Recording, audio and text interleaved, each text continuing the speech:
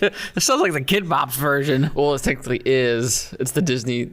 There was a Disney version of that song. Why would you know that type of stuff? Because I was alive at the time, and I listened to Radio Disney, and they played it.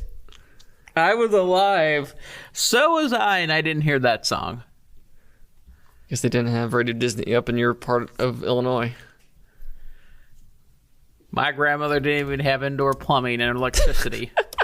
You tell me we're going to have Radio Disney all of a sudden populating up where I was from. Daniel's going to... No, here's what Daniel's going to do. He's going to start and sing Mambo number 5. The NASCAR version of the Mambo number 5. Oh, no. Let's not. Let's just not. Hey, it's parody. It's fair use.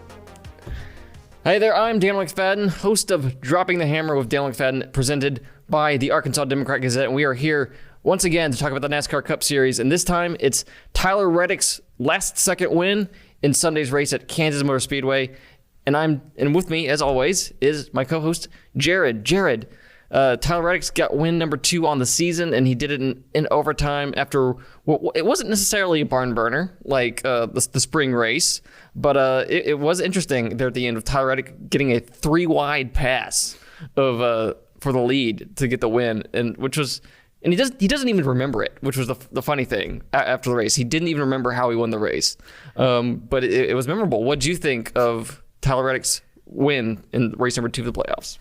Well, I think I'm more intrigued by who was sleeping on that restart, more or less, was Denny Hamlin. Oh, yeah. He was the one that was on pit road, had the choice, picked the high line, and Tyler Reddick picked low with Kyle Larson behind Denny Hamlin. And Hamlin, they were playing the checkup games, and Hamlin lost, and Reddick, with the 4 fresh tires, was able to scoot around this car, staying out Daniel Suarez, Eric Jones, Joey Logano, and I believe the other car, if I'm not mistaken, that stayed out was it Kyle Busch that stayed out?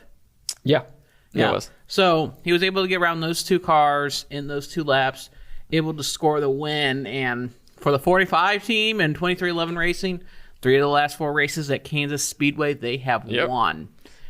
And someone who's very forward thinking went on Wikipedia very shortly after Sunday's race and changed the owner of Kansas Speedway to 2311 Racing. And it lasted for about 12 hours. So, I mean, Denny Hamlin, Joe Gibbs Racing, Toyota. I mean, you could mark, like I said, Toyota for their wins there. They've won, like I said, the last 4 races, and they've won 5 of the last 6. So, pretty good resume to put on the track. And I mean, they were able to right time, right place. Not the best car of the day, but right time, right place for Tyler Reddick, and able to score the win. And he was only in that position because of Chris Buescher lost the tire there late in the race. But before that, it was either going to be a Kyle Larson win or a Denny Hamlin win, with Denny Hamlin leading a race, leading 63 laps, and Kyle Larson led a race high 99 laps. So that's 2 races in a row where the guy who led the most laps did not win to start the playoffs, and Reddick led a grand total of 2 laps.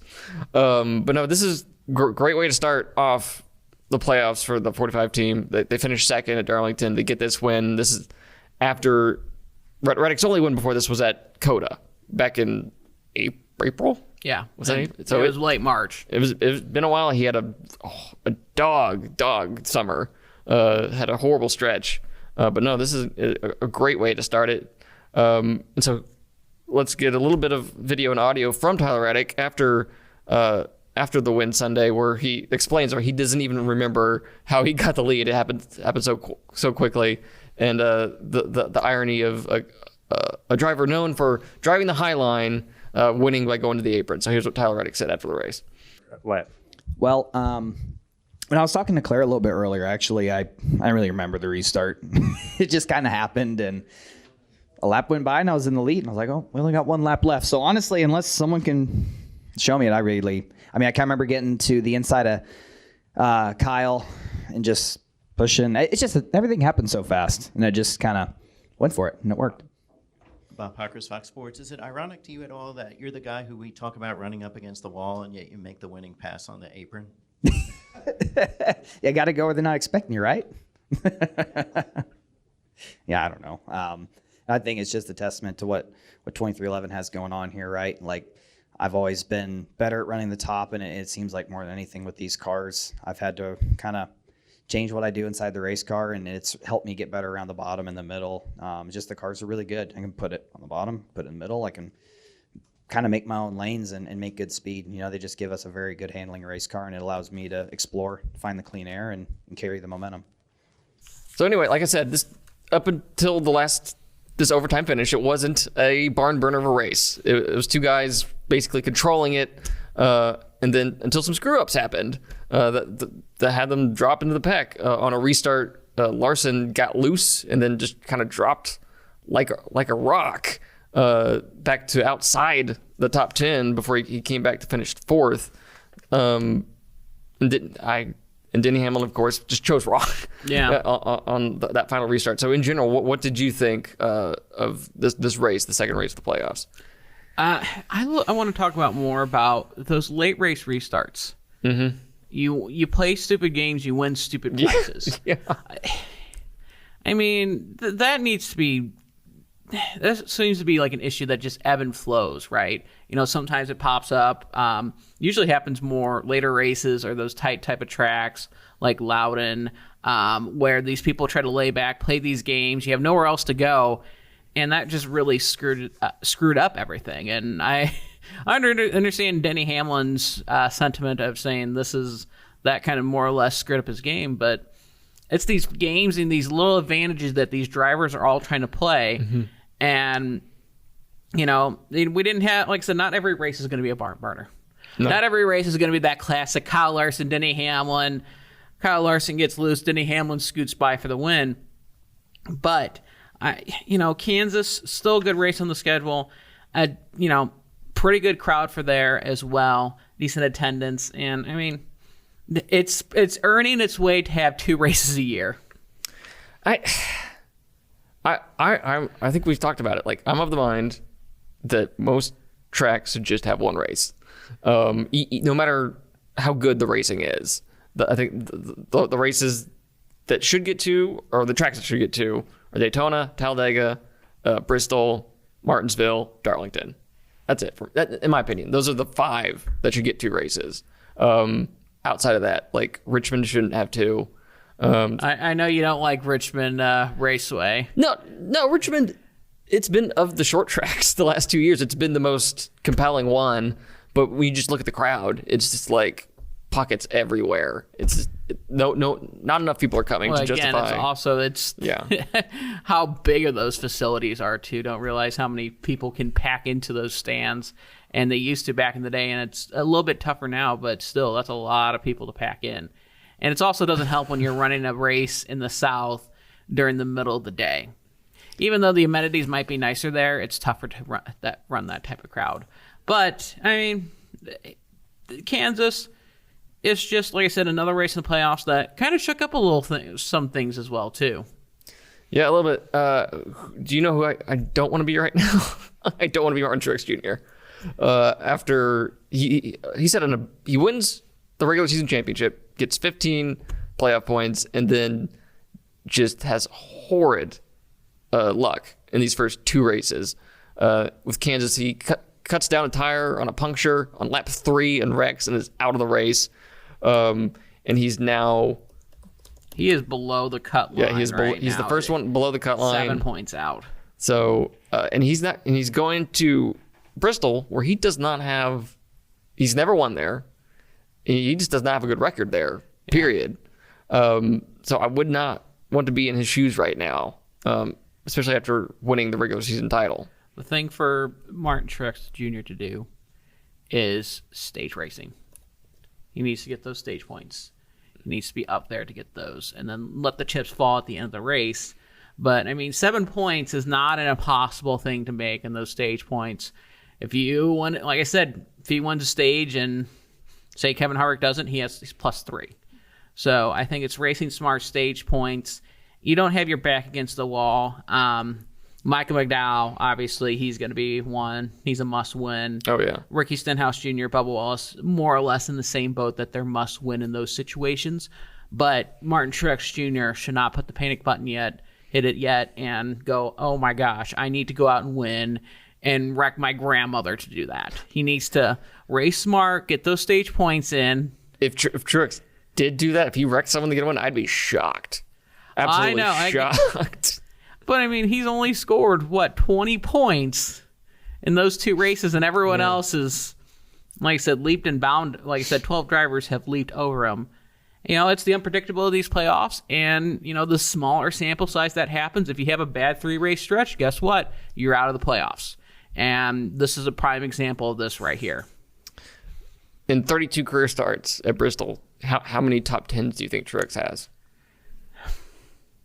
I'm going to go 4.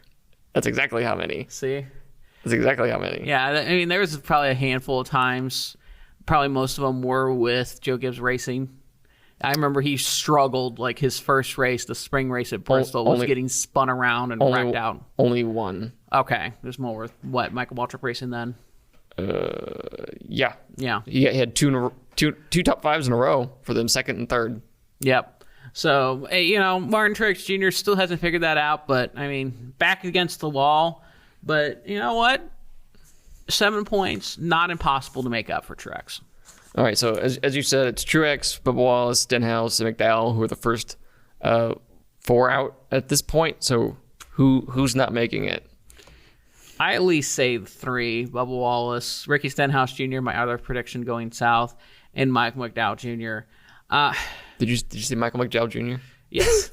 I looked wrong. I looked at Mike McDowell. At least it's not Carl Edwards Jr. Mike McDowell. I mean, I'm going to still stick with Logano. I think there's something that's going to happen between one of those. I think somebody's going to knock out. I think Truex is going to knock out somebody that's in that top 12. Well, yeah, I still think, Logano's probably not going to make it, but with a caveat. I mean, I went back and looked at his season so far. He's coming off of his best 4-race stretch of the season, not counting when he won, Atlanta earlier this year. He's finished at 11th or better in the last 4 races, and he hasn't put together that string of races so far until this season. So he's doing a little bit better than he has been. He's been way under the radar for what's been going on.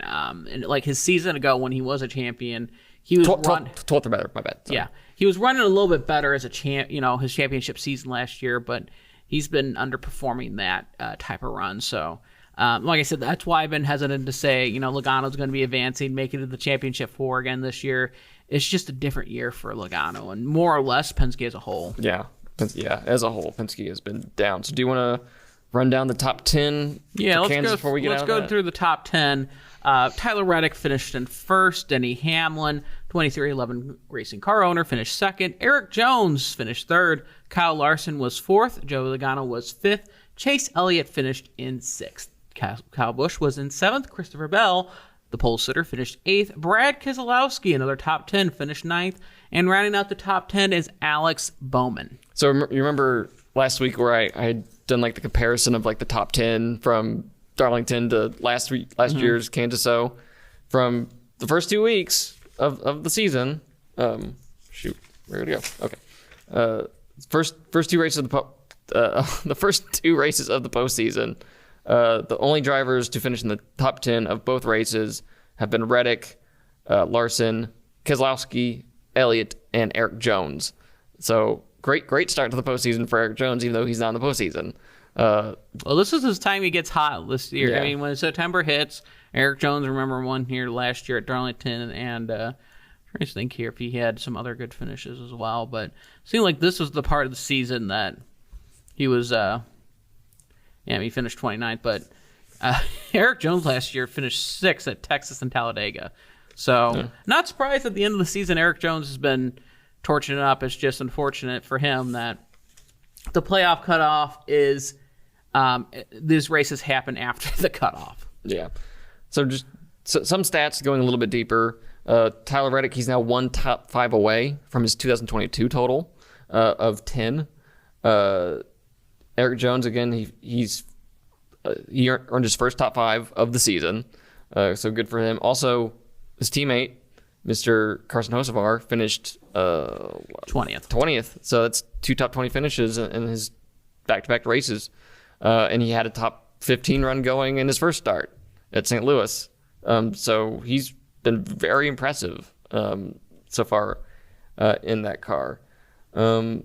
So before we go further, I think we need to talk about the Chase Elliott and Kyle Larson of it all. So on that last pit stop, they're going down pit road, and Kyle Larson is to the inside of Chase Elliott, and then was it Keselowski?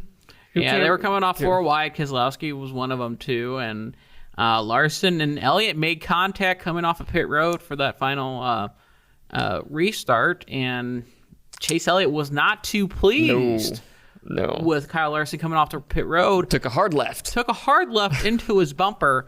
And I mean, that's the tough thing about this situation is, you have 2 arguably great respected drivers of Kyle Larson and Chase Elliott, the top dogs of Hendrick Motorsports. And Chase Elliott has had the abysmal season of just nightmares of, injury, the suspension, now this. It's one of those, it's like even last year, he felt just out of it as soon as he was eliminated from the playoffs. It was merry off season. I mean, it's a tough break for Elliott to see, all of a sudden that Kyle Larson, as soon as Chase Elliott wins that 2020 championship, Kyle Larson reels off all these wins in those contention for those wins. And since 2020, Kyle Larson has won 16 races. Chase Elliott's only won 7, hasn't won this season. So I sense that frustration with Chase Elliott, but it's the maturity process that happens, right? Elliott's only 27 years old. He's not the, like I said, he's not going to, actually 26 is going to be 27, looks like, this offseason. But it's all about the maturity process of saying, you know what, this is a down season. Don't compound these issues that happen, and make best of the week-to-week situations. Because that 9 team's not going for the championship. All they're doing, they're going for the owner's championship, but just think about the wins and think about the bigger picture that's going on. But, I mean, this is the latest episode in kind of a saga between those, dating back to the Auto Club race last year, where Larson, they're going down the front stretch, just kind of like trying to sneak in front of Elliott, and I think they made contact. I don't, but Elliott wasn't happy about it. And then you flash forward to Watkins Glen last year, going into turn 1, Larson kind of uses Elliott up and then goes off to the win. So I'm of the mind that Chase Elliott does not like Kyle Larson. I don't think so. No. For many of the reasons you cited, this was supposed to be Chase Elliott's team. He was going to be the number 1 guy, and he has not been the number 1 guy for the last 3 years. So after winning his title in 2020. So yeah, I would love to be part of the team debriefs after last week. That'd be a very interesting conversation. And even also too, I think that adds to the disappointing part. William, in between that same stretch of 2021 to 2023, William Byron has the same amount of wins as Chase Elliott. Yeah. I mean, that, and Chase Elliott won 5 races in 2022. So it's just disappointing that this is the season that Chase Elliott is having. And you think, when is it going to be next? He was made the championship for those last, 3 seasons, and now he's nowhere to be found. Yeah, so it'll be interesting. And we're going to Bristol, where they had their whole thing 2 years ago with Kevin Harvick. So it'll be interesting to see how things go forward with those 2 Hendrick drivers. All right, so before we move on, any closing thoughts on Kansas and Tyler Reddick's win? I picked Tyler Reddick to win. My prediction came true. But like I said, it's unpredictability can happen. And those who ride above it, like I said, Reddick and Larson, and trying to think of the other drivers as well, Hamlin. They're able to put themselves in a comfortable situation. Martin Truex Jr., not an enviable position, but not the end of the world. Yeah. So, playoff predictions. I predict that. We'll get to that. Yeah. In the next one. Never mind. So anyway, all right. Next up is our news segment for the week.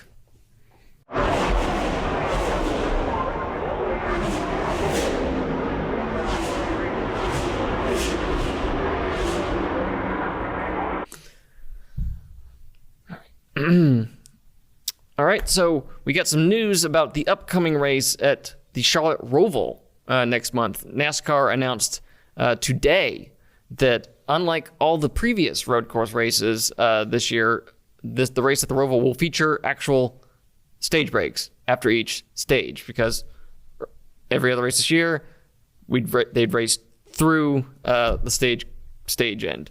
No caution or anything like that. They just keep racing. But that will not be the case at the Roval. Mr. Elton Sawyer, an official of NASCAR, said on Sirius XM NASCAR Radio this morning that they wanted the officiating to be just, across the board, all the same for all the races of the postseason.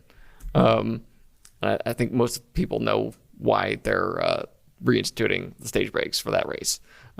Because there wasn't any cautions, basically, at Indianapolis or Watkins Glen, for the most part. And it's frying my egg with this type of stuff. Yeah.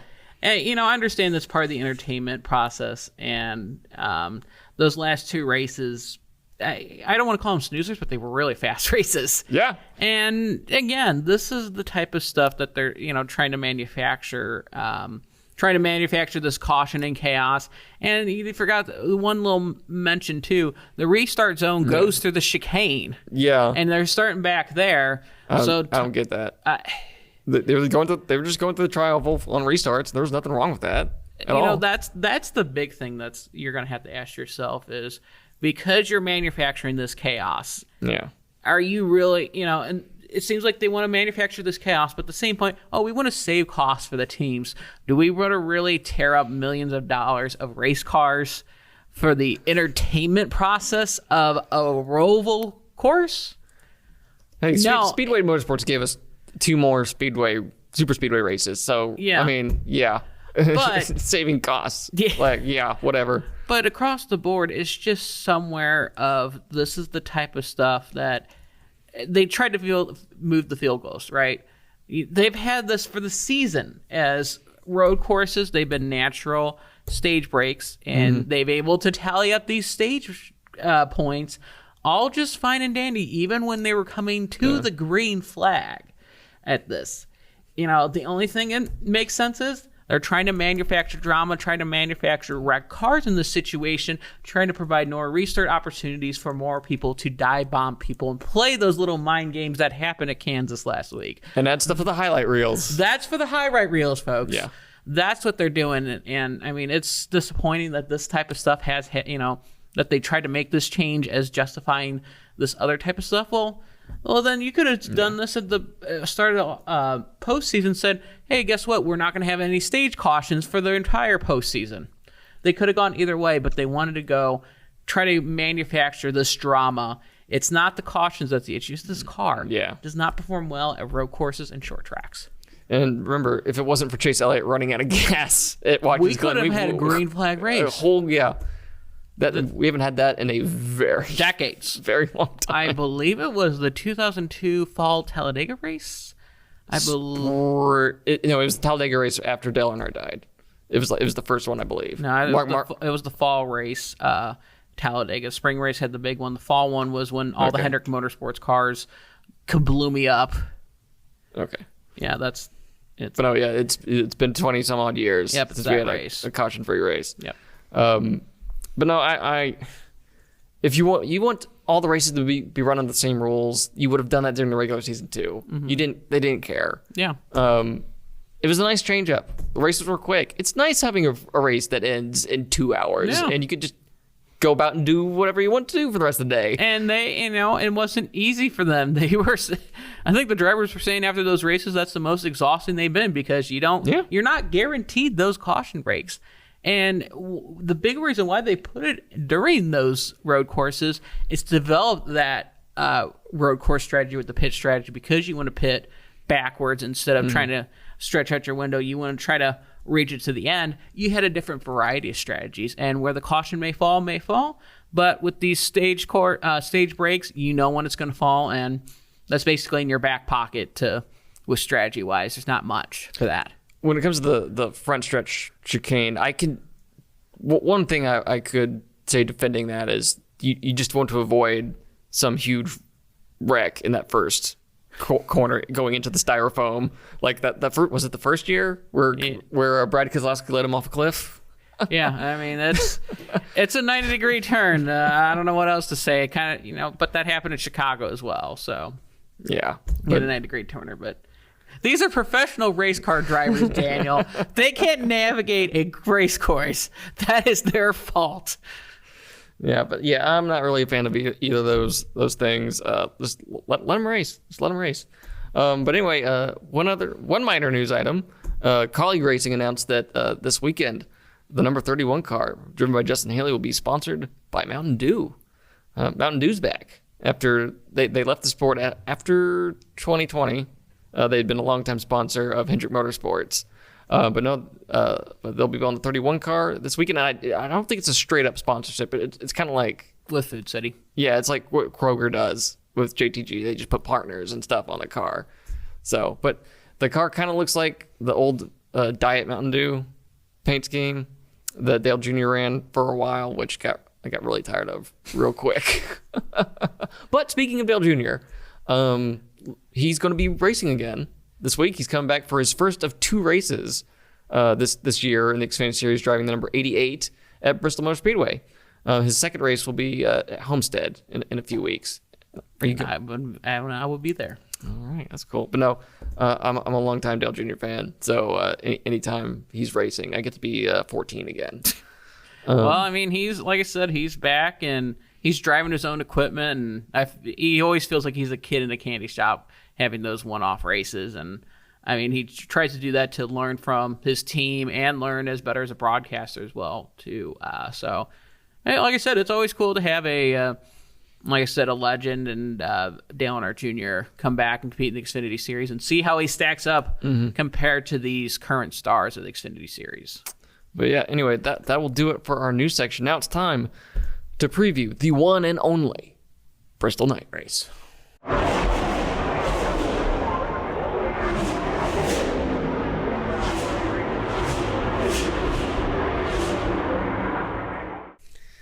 All right, the dirt has been removed from the high banks of Thunder Valley, and it's time to go to Bristol Motor Speedway for the night race, which is one of the most exciting, thrilling nights of the year.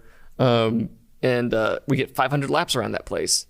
Fun fact, the Bristol night race has never gone to overtime. It's hard to believe, but yes, the springtime has happened, but it's never been the fall race. But yeah, it's very, very surprising that the Bristol night race has never gone to overtime. It'll be interesting to see if that can happen this weekend, given its status yet again as a cutoff race.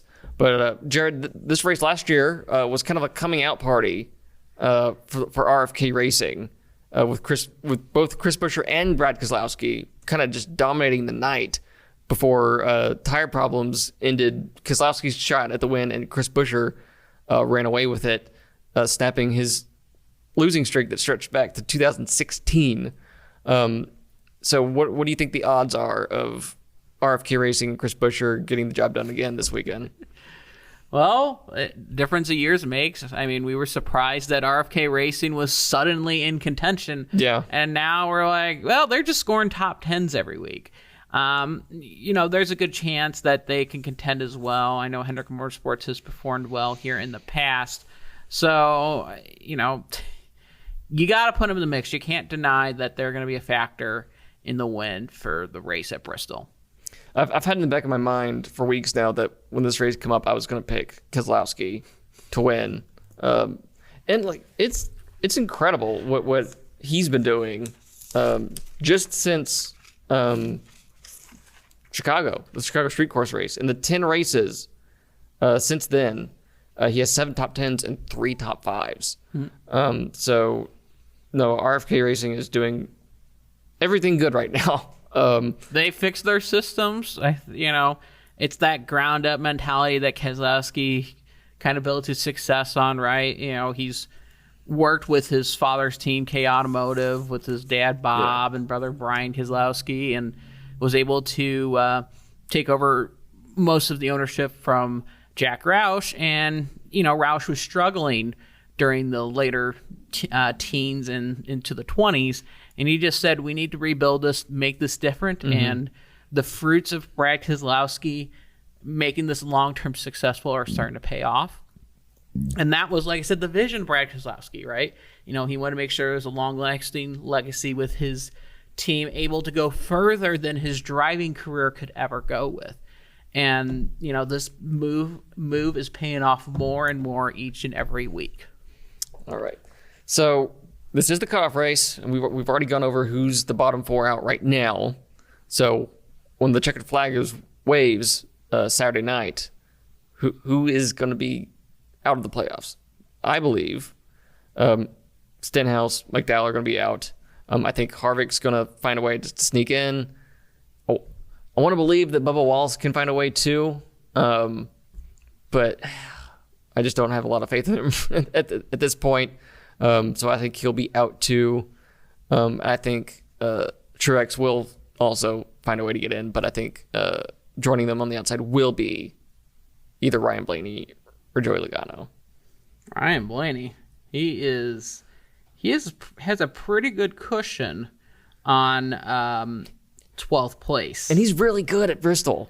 He's had multiple race-winning opportunities there. He's 25 points to the good. Yeah. Ryan Blaney.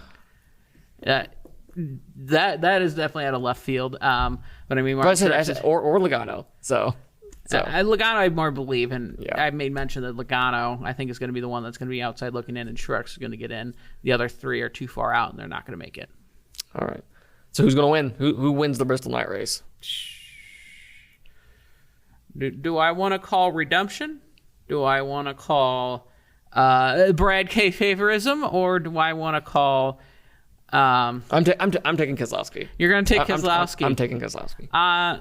You know what? Call me a rebounder. Chase Elliott.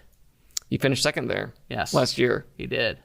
I think, this could be a time, prove everyone wrong. Prove that you're the alpha dog right now at Hendrick Motorsports by going out and winning at Bristol. Like I said, performed second last year. This is a good opportunity for him to just reset everything. Mm-hmm. Should be noted that Kyle Larson he's led 850 laps at Bristol in his 14 starts there. That's remarkable, and he's led 159 in the last just the last 2 races at Kansas and Darlington. So yeah, I think if you're going to win that race, you're going to have to go through Larson at some point. You're going to have to go through Larson. You're going to have to go through the Jack Roush Fords, and you're going to have to go through a couple Toyotas. If you had to pick a potential upset, who are you going with? Potential upset. Ooh, boy. We haven't really done that in our picks yet, but it's a cutoff race. It's Bristol. Who knows what could happen? I mean, there's not a lot of predictability that could happen, but gosh, I'll let you go first for unpredictability. I gotta see who's unpredictable. Kevin Harvick.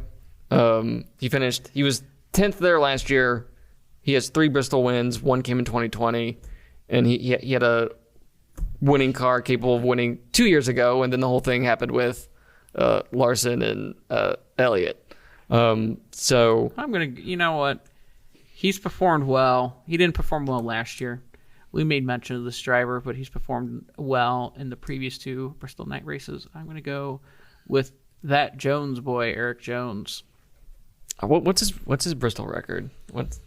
Well, Eric Jones last year he finished. Where did he finish? He finished 21st last year, but in 2021 he scored an 8th place finish with Petty Enterprises, and he finished 3rd with Joe Gibbs Racing. So, again, this is the right time for Eric Jones to get red hot. So, and I think that's going to be a good underdog pick. And this like the first 2 tracks in this round, this is a track where you can ride up against the wall. This round has really plays into the strengths of a certain group of drivers. It's those drivers that get dirty with their race cars. Yeah, But I think I said like the 5 drivers who were in the top 10 for both races. I think they're probably going to be also in the top 10 this race.